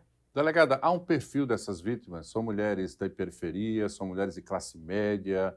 Esse agressor, o que é que a gente pode descrever para quem está nos assistindo agora? Qual o perfil dessa vítima e desse cenário aí de violência? Essa sua colocação é bem importante, Marcos. Se a gente for pegar pelos dados fornecidos pelo setor de estatística e análise criminal da Polícia Civil, dos 4 bairros de maior incidência, 3 são da parte alta. O primeiro figura a cidade universitária. Porém, isso não quer dizer que a violência contra a mulher só ocorra em bairros periféricos. A violência ela acontece em todas as classes sociais, ela independe de cor, independe de religião, independe de poder aquisitivo. Só que as pessoas que residem nos bairros mais periféricos terminam registrando o boletim com maior frequência, porque a polícia ali termina sendo a única tábua de salvação dela. As pessoas com maior poder aquisitivo têm outros meios que não apenas a polícia. Mas ela não tem, digamos assim, até a expressão que se utiliza é um crime democrático. Ela acontece em todas as classes sociais. Um outro dado importante que evidencia esse trabalho mais intensificado das polícias é que também aumentou a prisão dos agressores. Isso dá uma certa confiança também para as mulheres que procuram, que se encorajam e que procuram ali denunciar uma ameaça, por exemplo. Saber que realmente a polícia vai estar empenhada em prender ali o acusado, né? Esse dado é bem importante, Thaís. Nós tivemos um aumento de 27% nas prisões de agressores. Vejam que 2024 foi o ano que mais se prendeu agressor de violência contra a mulher. E esse é um dado importante. Eu, particularmente, gosto muito de fazer campanhas, de ter essa função preventiva, porém é preciso uma função repressiva. O agressor precisa ser responsabilizado penalmente, porque o lugar de agressor é na cadeia, não é livre, continuando, permanecendo na violência contra a mulher. E esse número grande de prisões, o que é que ele representa? Ele estimula as mulheres a procurar a delegacia de polícia. Tanto é que é até interessante, toda vez que há uma operação policial, no dia seguinte, há uma fila gigante de mulheres nas portas das delegacias da mulher para registrar o boletim de ocorrência, porque aquilo estimula outras mulheres que sofreram violência a registrar e reduz o sentimento de impunidade que ainda é tão presente, né, na violência doméstica e familiar. É aquela coisa, a polícia prende, justiça solta. Então tem muito desse pensamento aí que trava muitas mulheres nessa condição. Ainda a nossa, pelo sistema processual penal, a regra não é nem a prisão, a regra é a liberdade. Então, o fato do agressor ser preso não quer dizer que ele vai permanecer a vida inteira preso, porque não vai. Porém, a prisão dele, e eu digo isso por experiência, que já estou na polícia há mais de 20 anos, termina inibindo outros tipos de ocorrência. E estimula mais aquela vítima a sair daquele ciclo da violência, a romper com esse ciclo e conseguir aí permanecer em uma vida livre da violência. Delegado, o que a gente tem notado é que a rede, Thaís, aqui no Estado, e para você que nos acompanha, protetiva, inclusive, ela se ampliou, não é? Ela tem uma referência importante na capital, temos a Casa da Mulher Alagoana aí, que é fantástico, o tipo de assistência que é prestada, mas o grande desafio agora é ampliar isso para demais cidades, né? Porque uma parte dessa estatística também são de ocorrências no interior, né? Isso, se a gente for pegar as 3 cidades com maior ocorrência, tem Maceió, de seguida de Arapiraca, depois de Rio Largo, e outros municípios que nós vemos, né? Inclusive a imprensa sempre retrata casos de feminicídio ocorridos no interior. Aqui, até por uma questão estrutural, nós temos 3 delegacias da mulher no estado, 2 aqui em Maceió e uma na cidade de Arapiraca. Porém, nos municípios em que não há uma delegacia especializada, há uma determinação do governo do estado para os CISPs, que são aqueles Centros Integrados de Segurança Pública, possuir uma sala de lilás. E o que é isso? Não é só uma sala pintada com uma cor específica, não é só um simbolismo. É um local em que nós fazemos capacitação contínua com policiais, preferencialmente do sexo feminino, para fazer aquele atendimento também naquela delegacia do interior. E em alguns municípios há uma parceria com algumas prefeituras para também haver o fornecimento de psicólogos e assistentes sociais para fazer aquele acompanhamento, e a gente sabe que é tão importante nesse tipo de ocorrência. Delegado, o que ainda é considerado um desafio dentro dessa rede completa, que começa ali com a delegacia, essa rede de apoio às mulheres que precisam de assistência nesse momento? O maior desafio que eu acho, e esse é a maior questão da violência contra a mulher, é sempre haver o estímulo das mulheres a romperem com aquele ciclo ou espiral da violência e fazerem a denúncia. Porque ainda há uma subnotificação muito forte de violência contra a mulher. Então, ainda há um indicador muito grande de mulheres que sofrem violência há 10, 15, 20 anos e que, por diversos fatores, ou medo, ou receio, ou até pela cultura da sociedade, não ofertar a denúncia. Então, o maior desafio é fazer com que aquelas mulheres rompam esse ciclo, e aí elas precisam, na maioria das vezes, de ajuda. E nós, da Polícia Civil, estamos prontos para acolher aquela mulher e fazer com que ela tenha uma vida aí livre da violência, porque todas nós, mulheres, nascemos para sermos felizes, não para viver em um ambiente de violência, que infelizmente era muito aceito anteriormente, mas hoje não mais. E não dá para aceitar, né? Eu acredito que esse tipo de entrevista só traz, né, só reforça a informação de que você não está sozinha, de que eu não estou sozinho, de que as mulheres precisam confiar nessa rede de apoio que hoje vem se fortalecendo cada vez mais aqui em Alagoas. E olha, o Instituto do Meio Ambiente de Alagoas registrou um aumento expressivo no número de focos de incêndio aqui no estado. Só para se ter uma ideia, em um período de uma semana, foram mais de 600 casos. Isso acende um alerta para os perigos que isso pode causar. Vamos assistir a entrevista. Realmente, de fato, né, a gente tem percebido não só aqui em Alagoas, mas como no Brasil inteiro, um aumento, né, de incidências de queimadas, né? Aqui em Alagoas, né, quando a gente vai falar desse período do dia 19 ao dia 25, esses 7 dias, foi marcado por 621 casos, né, de queimadas que foram monitoradas pelo Instituto do Meio Ambiente, né? Nós temos, através de imagens, né, das técnicas de geoprocessamento, que a gente consegue mensurar essas queimadas e, assim, poder entender melhor como é que está ocorrendo essas queimadas pelo estado, né, por toda a sua malha. Então, é através de imagens do Instituto Nacional de Pesquisas Espaciais, e com essas imagens a gente consegue entender os pontos de incidência, né? Então, assim, a gente consegue perceber que as áreas de proteção ambientais, como a APA do Murici, a APA aqui do Pratagi, muito próxima, tem ocorrido bastantes incidências, né? Foram constatadas 47 focos nessa região, fora que outros municípios como Cururipe, Traipu e Rio Largo, eles estão à frente no ranking de queimadas. A APA do Pratagi, onde inclusive tem um manancial de água que abastece a cidade, né? Importante isso daí, né? Importante área de preservação ambiental e de vegetação de Mata Atlântica. Agora, Igor, como é que vem sendo feito esse trabalho, esse monitoramento? As pessoas questionam muito. Mas por que essas queimadas vêm sendo recorrentes e como é que está o prejuízo à nossa fauna e flora no que diz respeito principalmente aos focos de queimadas que atingem as áreas de proteção ambiental? Exato. Como a gente consegue mensurar o preço da vida, né? Então, quando a gente fala em fauna, né, quando a gente fala em flora, é muito difícil mensurar. Mas quando a gente vai olhar os impactos que isso pode trazer para a sociedade de maneira indireta, que é no caso de quando você mexe com uma flora que ela desenvolve naquela região toda uma economia também ambiental. Então, existe um impacto muito forte na vida de todos, né? Então, assim, quando a gente vai olhar para esses impactos, a gente tem que ficar muito atento, porque nós somos colaboradores também desses impactos. Quando a gente lança em uma região de mata, uma região que tem uma restinga, uma região que tem uma vegetação, um determinado lixo que ele pode aquecer com as temperaturas da época do verão, quando a gente joga um cigarro naquela região, quando a gente tem o costume, às vezes, errôneo, de fazer queimada de lixo no quintal de casa, próximo a regiões com mata. Então, isso, quando se junta, né, a sinergia disso causa um impacto grande, né? Agora, para uma queimada aparecer no sistema de monitoramento nacional, né, que vocês têm por satélite, ela tem que ter uma grande proporção para isso?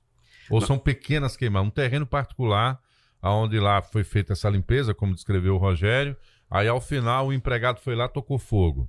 E aí, sei lá, não sei quanto tempo isso vai durar, mas 1 hora, digamos que dura 1 hora lá de chama. Ela aparece no satélite? Tem alguma proporção, um padrão para isso? Tem uma proporção, sim, porque tem vários dados que são avaliados. Então, o satélite, quando ele está olhando, ele não está olhando somente aquela queimada, mas está passando nuvens, tem uma mudança na atmosfera. Então, tudo isso influencia.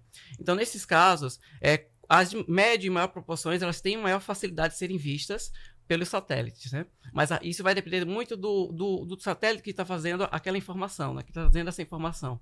Com a melhor tecnologia, é mais fácil ter acesso a uma resolução melhor de dados, né? Então, não só um satélite, mas são diversos satélites que pegam essas informações.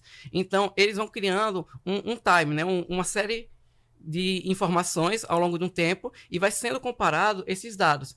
Do dia, por exemplo, dia 19 tem um dado gerado. Então, no dia 18 tem outro dado. Então, quando a gente vai fazendo essa comparação, dependendo da resolução que a gente consiga com o satélite, a gente consegue avaliar se realmente teve aquela queimada ou não, né? No ranking dos municípios no interior com maior número de focos de queimadas está Coruripe, a cidade está liderando, o município, na verdade, está liderando esse ranking, seguido de Traipu e Rio Largo. Como é que está o monitoramento nessas cidades? O que representa esses municípios estarem nesse topo dessa lista? Bom, aí nesse caso, né, a gente tem que olhar realmente para questões que esses são municípios que são rurais, né?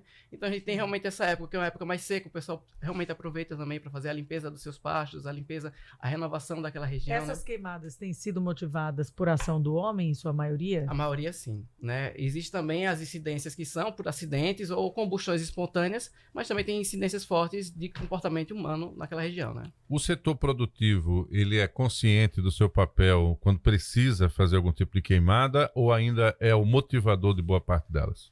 Ele tem, sim, sido uma parte que tem ajudado, de certo modo, né? Existe o monitoramento, por exemplo, das queimadas das usinas.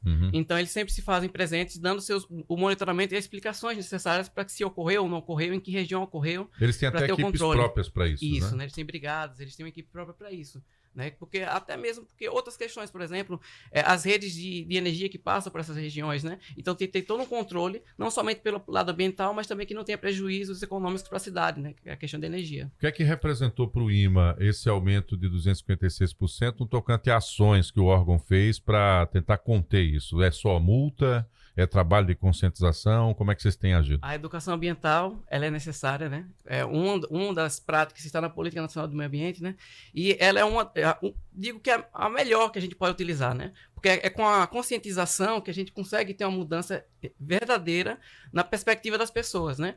Porque não adianta você chegar e multar uma pessoa, não adianta você levar aquela pessoa até a delegacia para prestar esclarecimentos, sendo que aquela cultura, ela permanece, né? A preocupação é não ser pego e não necessariamente ter uma mudança e entender que aquilo ali tem que vir de dentro para fora, né? Que tem que ter uma alteração de postura para que o meio ambiente, para que a sociedade, para que o mundo ele se mantenha, né, de maneira equilibrada.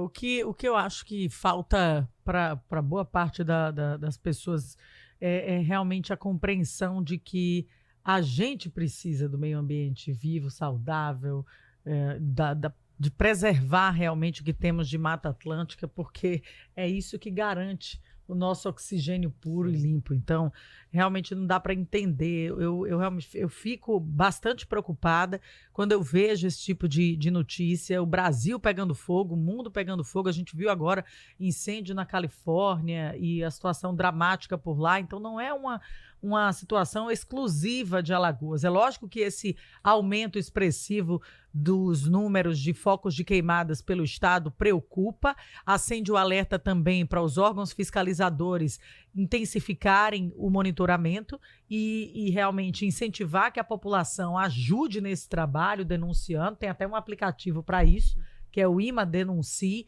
está à sua disposição para você baixar na sua loja de aplicativo aí e ajudar a denunciar de forma anônima as queimadas irregulares que prejudicam tanto a nossa fauna e a nossa flora, principalmente queimadas em áreas de proteção ambiental. Então é isso, acho que é importante esse registro, é um assunto que não vai terminar por aqui, a gente com certeza vai trazer esse alerta, porque a informação ela tem que se disseminar, não dá para aceitar esse tipo de cultura mais queimada irregular, a maioria dos focos de incêndio provocado por homens, pela ação do homem e prejudicando o nosso meio ambiente.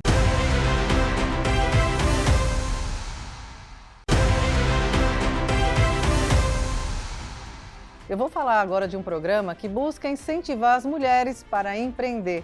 É o Sebrae Delas. E olha, só para você ter uma ideia, no ano passado foram mais de 2.600 mulheres atendidas. Legal, né? A analista Érica Pereira explicou como esse programa funciona. Vamos ver? É uma satisfação a gente estar aqui podendo falar um pouco do projeto Sebrae Delas, que é o projeto de empreendedorismo feminino do Sebrae, onde a gente busca atuar com todas as mulheres que já possuem um negócio, seja formalizado ou que estejam em processo de formalizar, querendo acelerar esse negócio, tanto na parte da gestão, na parte da inovação, de tecnologias para o negócio.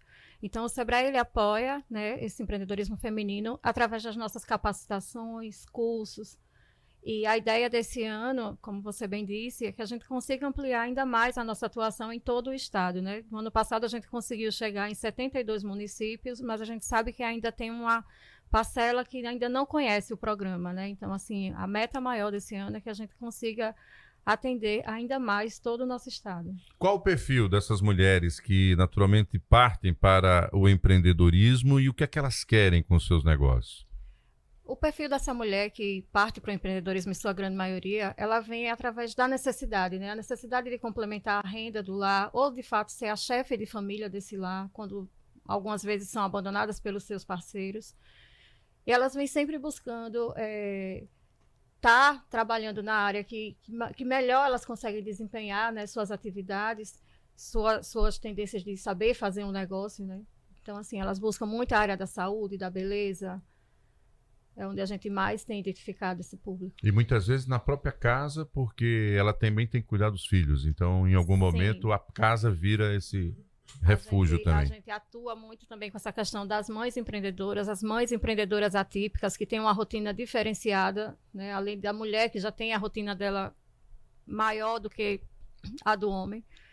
E quando ela é mãe, né, a gente percebe que quando elas atuam dentro de casa, para elas poderem administrar o negócio, passa a ser mais difícil. Então, o Sebrae vem para dar esse suporte, tanto com capacitações online, como presenciais, híbridas, em períodos distintos, manhã, tarde e noite, para que essa mulher possa, dentro da rotina dela, colocar também as nossas capacitações, para que esse negócio dela consiga crescer e de forma organizada, né? Ter, de fato, a gestão do negócio, e não ser apenas um bico, né? Que a gente faça com que ela enxergue que não seja só um bico.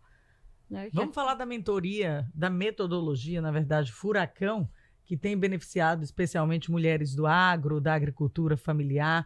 Como é que você destacaria essa metodologia? Porque ela vem sendo um programa, um método diferenciado para aceleração de negócios. O Sebrae Delas, a gente já atua desde 2021, né? E essa foi uma das primeiras metodologias que a gente trouxe, que é de João Pessoa, de uma empresa chamada Bilabs, não é daqui de Maceió, né?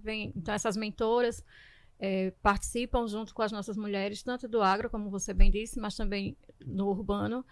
E a metodologia, ela tem 10 encontros, onde a gente trabalha tanto a parte comportamental dessa mulher, que a gente chama de soft skills, né? Toda a parte do comportamento, de como ela se enxergar dentro do negócio, como toda a parte da gestão.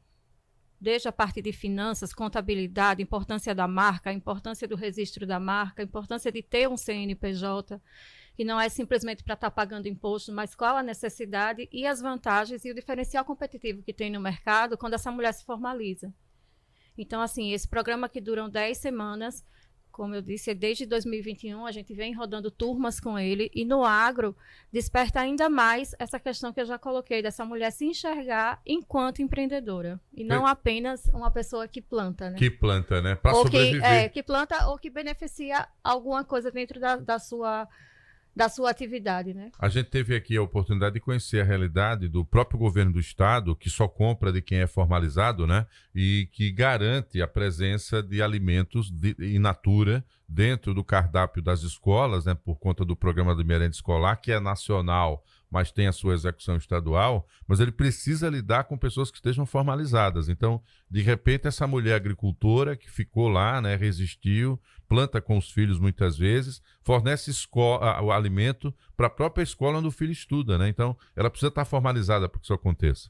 Está formalizada e está dentro também das normas, né? Que a gente também leva nessas capacitações, além do efeito furacão, a questão das boas práticas de serviço de alimentação, quando elas produzem, né, bolo, doce, também para merenda escolar. Certo. Então, a gente também leva essas capacitações, não é apenas o efeito furacão, né? Nós temos toda a gama de, como eu disse, de inovação e tecnologia, que Boas Práticas entra nessa seara, né, da inovação dentro do negócio, onde ela faz o beneficiamento da fruta, o beneficiamento daquela atividade que ela atua.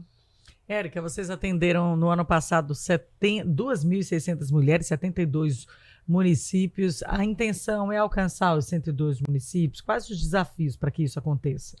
A intenção é alcançar. O maior desafio que a gente tem é conseguir identificar esses grupos de mulheres nos municípios. Então, a gente pede que eles busquem, né, a nossa sala do empreendedor, onde tenha dentro do município, para pedir que essas capacitações do Sebrae delas cheguem, porque assim, onde tem, a gente vai sempre buscando, ou eles vêm buscar a gente, né? Onde tem a sala do empreendedor, casa do empreendedor, que é uma extensão nossa do Sebrae dentro dos municípios.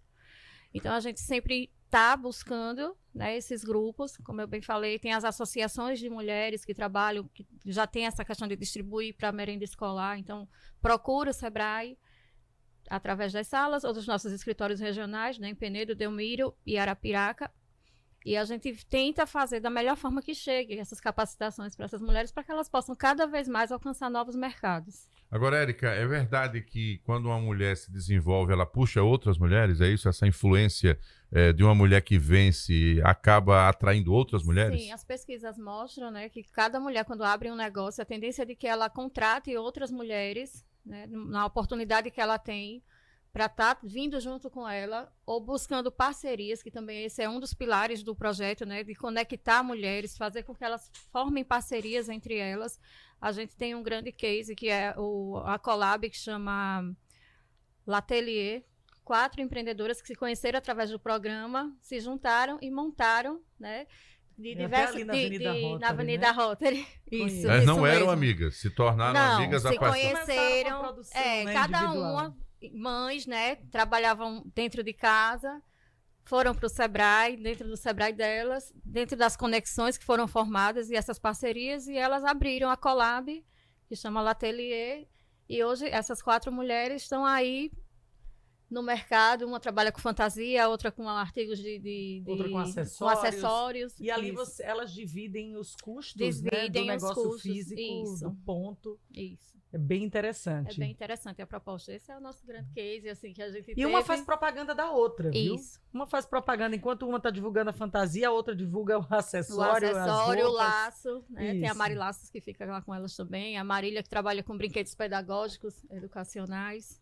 E aí forma essa grande rede, que esse é o grande papel fundamental do Sebrae delas, é levar a capacitação, fazer com que elas coloquem em prática tudo que elas escutam, né, nessas capacitações e cresçam. Essa é uma tendência de Colab? Sim, é uma grande tendência de Colab. Então, hoje, a sustentabilidade dos negócios físicos, né, com a migração desde a pandemia, de muitas lojas fechando as portas para passar a atuar no e-commerce, você acha que essa tendência para manter de sustentabilidade de negócios físicos é mais forte nesse viés de negócio colaborativo? Com certeza. A questão do custo que tem, né, de você manter uma estrutura, por menor que ela seja, só com outras pessoas fica mais fácil de você conseguir alavancar e mostrar o seu negócio. Né? O que é que a experiência de 2024 ensinou para o Sebrae que vocês vão aperfeiçoar e fazer melhor em 2025? Melhorar cada vez mais a conexão entre essas mulheres. Então, assim, a gente não tinha encontros mensais com elas, né? Então, a gente fez uma experiência em Arapiraca, chamada Conexão Delas, que é uma vez ao mês, a gente está reunindo essas mulheres para que elas possam estar também mostrando seus negócios, falando e se conectando, e a gente levando conhecimento, tendo como, assim, sempre uma data fixa já no mês, um calendário já pré-estabelecido, para que elas possam se organizar, que se não puderem ir ao longo do mês para nenhuma capacitação que a gente oferte, mas que nesse dia elas venham também para se mostrar, né, como a gente fala, aparecer, né, um pouco, e as pessoas conhecerem através de conexão. Muito bom, show de bola. Gente, para saber mais detalhes tem que procurar o Sebrae, tá? Tanto na capital como também no interior, esse foco voltado também para as mulheres. São várias capacitações, cursos, workshops palestras, né? Isso aí foi a experiência já realizada e que deve ser ampliada também em 2025. Fique à vontade, Érica, a palavra final é sua, faça esse chamamento para as mulheres que nos ouvem agora, que têm uma boa ideia e que já colocam em prática para garantir sobrevivência, mas que não se formalizaram, né? Mas que precisam crescer e aparecer. Fique à vontade, Érica. Então, mulheres, não percam a oportunidade, compareçam no Sebrae, olhem as nossas redes sociais, a nossa agenda semanal, a gente está sempre divulgando todos os nossos eventos, tanto do Sebrae delas como do Sebrae. E qualquer dúvida que vocês tenham, ou busquem a gente pelo nosso 0800 570 0800, ou vão lá na sede do Sebrae, tanto em Arapiraca, Penedo, Delmiro, ou aqui em Maceió, que a gente pode bater um papo e ver a melhor forma de como a gente pode estar te ajudando no seu negócio. Tá aí, a expertise do Sebrae dedicada a você, mulher empreendedora, tá ali, tá de portas abertas, é o programa Sebrae Delas, que prevê ali ampliar ainda mais o número de atendimentos para 2025. Com o início das aulas nas faculdades, cresce também a busca dos alunos por um estágio. Muita gente quer aprender na prática como é a profissão que escolheu. A Fabiana Fernandes, que é supervisora do CIEE, que é responsável por esses estágios, falou como está a situação do mercado aqui no estado. Vamos assistir? Então, está assim aquecido. A gente trabalha aí, CIEE completando esse mês 61 anos, e com essa missão grandiosa que é justamente diminuir a distância entre saber e fazer, né? Você começou como estagiária, Marcos como estagiário, eu também tive essa oportunidade e agarrei porque a gente entende que o estágio, ele faz com que você consiga praticar aquilo que você está vendo na instituição de ensino, seja para o ensino médio, seja para o ensino superior. Então, a legislação de estágio, ela coloca algumas regras para que realmente ele seja entendido como um programa que vai qualificar mais esse estudante, mas principalmente a gente tem esse olhar de oportunizar para que você tenha esse primeiro contato com o mercado de trabalho. A gente costuma dizer que, eu preciso ter experiência, como é que eu vou ter experiência se eu não tiver essa oportunidade? Então, o mercado está, sim, aquecido, a gente passou por um momento ali muito turbulento por conta da pandemia, mas agora a gente percebe que as empresas voltam a ter um olhar diferenciado em relação a esse programa.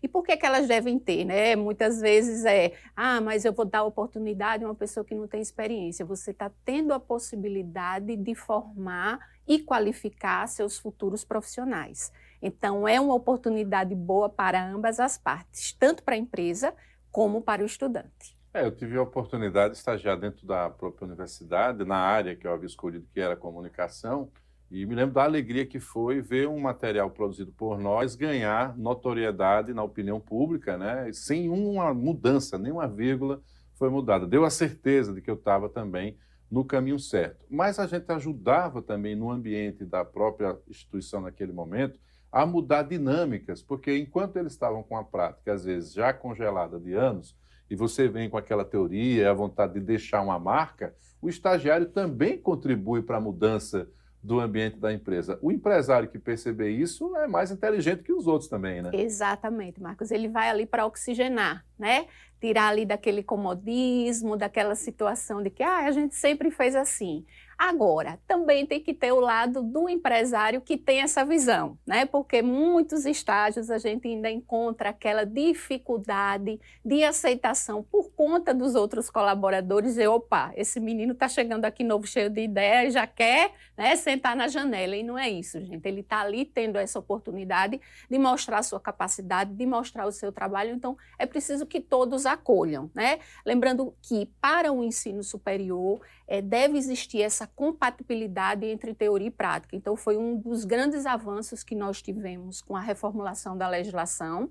Na época que eu fiz estágio, você só precisava não atrapalhar o horário de aula, mas ele não estava ali muito interessado se o que você estudava era o que você ia fazer na prática. Até porque existe ali um posicionamento muito preocupante em relação à carga horária desses alunos, que não extrapolem o limite, ou que não se equiparem à carga horária de quem é realmente profissional, o que estava acontecendo em alguns locais de trabalho. Muito, né? muito. Colocar Então, o estagiário ali para substituir um profissional faltoso, por exemplo. Tanto, Thaís, que hoje a legislação ela amarra de uma forma fantástica. Ela diz que ele não pode ultrapassar 6 horas dia e 30 semana. Então, você amarra ali aquele processo para que realmente ele tenha ali no estágio a continuidade da faculdade, sendo a parte prática, né? Quando ele coloca que tem que ter essas atividades devem ser compatíveis, mesmo para os meninos que estão no começo do curso, isso é fantástico também. Porque mesmo você estando no segundo ou terceiro período, você vai ter atividades mais básicas, mas dentro daquilo que você está se propondo a estudar na universidade.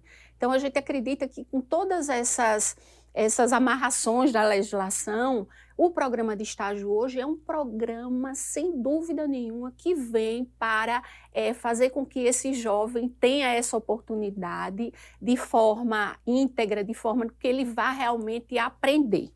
Há um detalhe importante que as pessoas gostam de ficar fazendo como referência, que muitas empresas absorvem realmente o estagiário como profissional, né?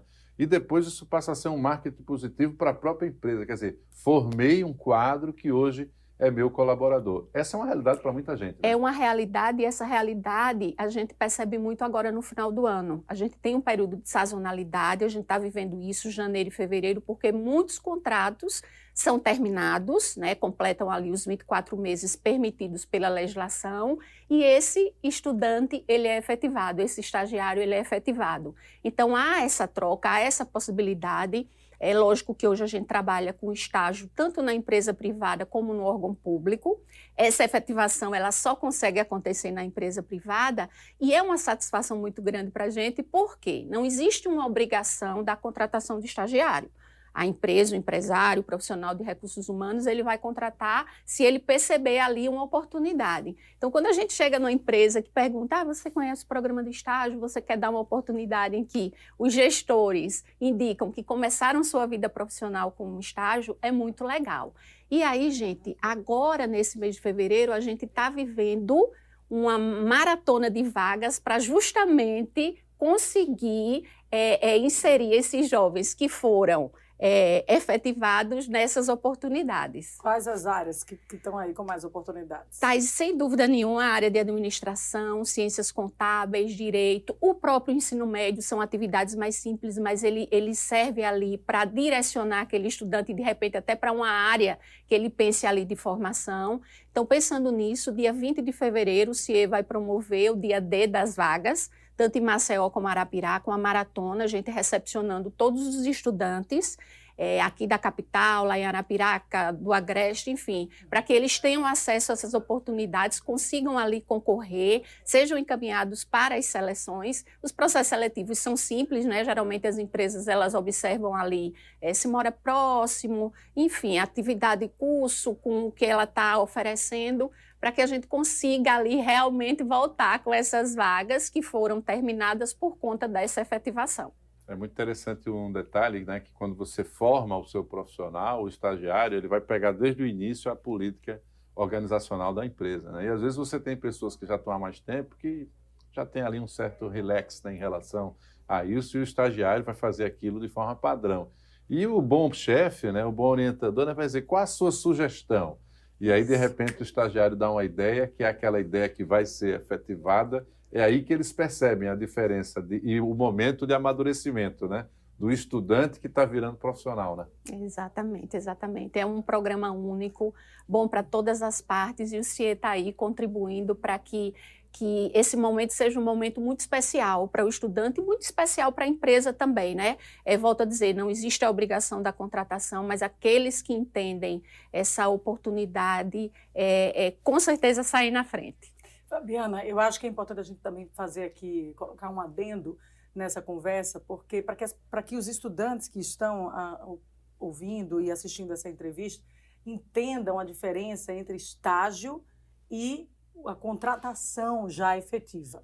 O que me chama muito a atenção hoje entre os estudantes que já estão como estagiários nas empresas e que convivem comigo assim no dia a dia, e eu falo aqui por uma visão pessoal, é que muitos deles acham pouco o que ganham como estagiários e deixam para trás essa oportunidade para trabalhar em outras áreas ou para ingressarem num trabalho que não vai ali somar para o seu currículo como profissional e para o seu curso de graduação. Então, isso é uma falha? Isso eu quero saber de você. Isso é uma falha? E qual é a expectativa que os alunos têm quando procuram um CAA a respeito de remuneração em estágio? Nossa, Thaís, perfeita a sua colocação. Hoje a gente tem uma certa dificuldade de direcionar esses estudantes para essas oportunidades, porque a primeira pergunta que é feita é justamente qual vai ser o valor da minha Bolsa Auxílio. Lógico que a gente entende que hoje é muito especial, é importante, mas o que está em jogo num programa de estágio é o que é que eu vou ter possibilidade de aprender. O que é que a empresa vai me proporcionar no sentido de dizer, é assim, você vai fazer isso, você tem autonomia para fazer determinada atividade. Então, a bolsa é um requisito obrigatório na legislação para os estágios não obrigatórios, mas ela deve ser percebida de forma secundária. O que importa aí, sem dúvida nenhuma, é a oportunidade do aprendizado, né? E aí a gente faz o apelo realmente aos estudantes, a gente tem essa dificuldade. É lógico que a gente tenta conscientizar as empresas também a oferecer uma remuneração mais adequada, mas é um momento de experiência, é um momento de formação. É importante, né? Tá Principalmente dica, na área né? de marketing. Quanto vale os um estudantes currículo? estão aí Quanto dominando vale? as plataformas de tecnologia e acham que já sabem tudo e não querem ocupar vagas de estágio porque não vão ganhar mais do que o salário mínimo, vão ganhar ali uma bolsa para, no máximo, ajudar no pagamento da faculdade, quando é faculdade particular. Então, isso, como gestora de setor, me deixa também muito frustrada por também sentir a mesma necessidade que você vem constatando no próprio CAA. Então, é uma outra visão de uma Thaís profissional em outro setor que realmente condiz com o que está acontecendo hoje da visão do próprio estudante em relação ao estágio. É uma pena, porque é uma porta de entrada importantíssima para o profissional no mercado de trabalho. Thaís, você pega um profissional que não teve a possibilidade, e aí por diversos motivos, de durante a graduação passar por um estágio, e um profissional que teve essa oportunidade, né? Sendo com a bolsa mais baixa, ou de repente não tendo remuneração, porque era o estágio obrigatório, a diferença desses dois profissionais quando eles chegam no mercado. É muito diferente. É então, demais. agarrem essa oportunidade. Volto a dizer, a bolsa ela é muito importante, mas nesse momento da vida do estudante, ela deve ser secundária. O aprendizado ele deve ser, sem dúvida nenhuma, o primordial. A primeira pergunta que eu devo fazer, eu realmente vou aliar a teoria e a prática? Essa empresa vai me oferecer essa possibilidade? Se sim, eu quero. É isso, gente. O Revista Gazeta vai ficando por aqui, mas você pode rever esses vídeos que estão passando. É só acessar o nosso canal do YouTube. Não sabe? Então anota aí, Gazeta News AL. Você também pode acessar as nossas plataformas digitais. É só apontar a câmera do seu celular para esse QR Code que aparece aqui na tela. Obrigada pela companhia, um ótimo fim de semana e até a próxima!